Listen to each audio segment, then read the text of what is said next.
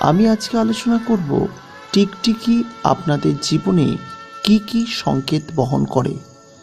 দেখুন, টিকটিকির ডাক অনেক সময় সত্য বলে ধরে নেওয়া হয়, তাই টিকটিকিকে বলা হয় সত্য টিকটিকি। আর এই টিকটিকির সঙ্গে হিন্দু শাস্ত্রের ধার্মিক একটি যোগাযোগ রয়েছে, কারণ এটা বলা হয়ে থাকে যে কোনো কথার শেষে যদি টিকটিকি ডাকে, তার মানে সেই কথাটি অবশ্যই সত্য। যদিও বর্তমান দিনে বিজ্ঞান চর্চার বৃদ্ধির সঙ্গে সঙ্গে এই বিষয়টি হারিয়ে গেলেও এখনও পর্যন্ত গ্রামগঞ্জে এই বিষয়টির প্রচলন যথেষ্টই আছে।